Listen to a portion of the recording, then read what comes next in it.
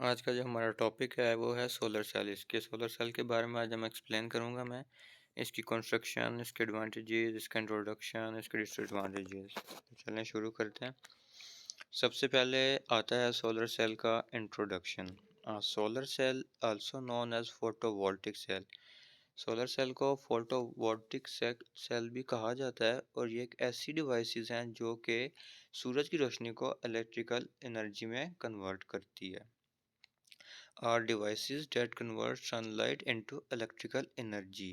They are based on photovoltaic effect. ये photovoltaic effect के ऊपर काम करता है which refers to the ability of certain materials to generate a voltage when exposed to light.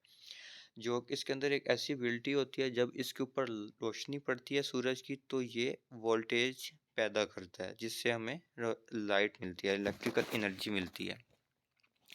उसके बाद आती है जी इसकी कंस्ट्रक्शन। सबसे पहले कंस्ट्रक्शन में आता है substrate material. The first step in constructing a solar cell is to select a substrate material. Solar cell को कंस्ट्रक्ट करने के लिए सबसे पहले जो हमें सबस्ट्रेट मटेरियल सिलेक्ट करना होता है। This is typically a flat conductive material such as silicon that act as a base for the cell. ये एक फ्लैट होता है, कंडक्टिव मटेरियल होता है और सच जैसे जैसे कि सिलिकॉन है हमारे पास, और ये हमारे पास सेल की बेस होती है। उसके बाद जो आता है हमारे पास वो है deposition of a photovoltaic material. The next step is to deposit a photovoltaic material. अगला स्टेप जो आता है उसके वो है फोटोवोल्टिक मटेरियल को डिपॉजिट करना। जैसे कि सिलिकॉन है उसको हम सबस्ट्रेट पे डिपॉजिट करते हैं। This material is usually doped, meaning that it has impurities added to it, which gives it specific electrical purities. ये मटेरियल जो है वो डॉप्ड होता है जिसका मतलब यह है कि इसके अंदर impurities ऐड हुई होती हैं जो कि हमें gives it specific electrical properties, जो कि हमें मखसूस इलेक्ट्रिकल प्रॉपर्टीज़ हमें देता है।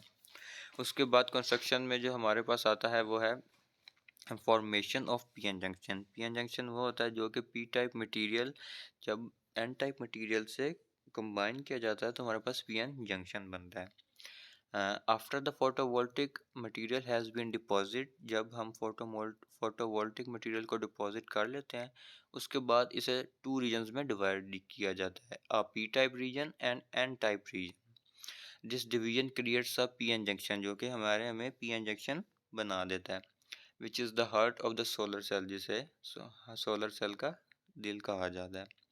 Anti reflecting coating. To improve the efficiency of the solar cell, हमें सोलर सेल की परफॉर्मेंस को बेहतर करने के लिए an anti reflective coating is applied to the surface. Anti reflective coating जो है वो हम सरफेस पे अप्लाई करते हैं। This helps to reduce the amount of light that is reflected away from the cell, जो कि हमें मदद करती है जो लाइट रिफ्लेक्ट होती है उससे बचाती है।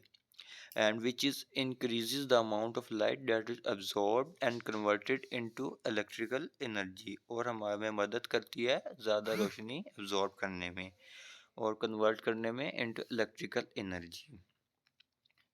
उसके बाद कंस्ट्रक्शन में लास्ट पॉइंट हमारे पास वो आता है वो है electrodes.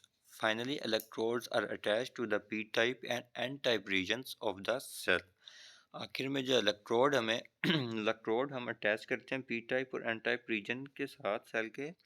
These electrodes allow the cell to be connected to the electrical circuit and they also help to collect electrical current generated by the cell.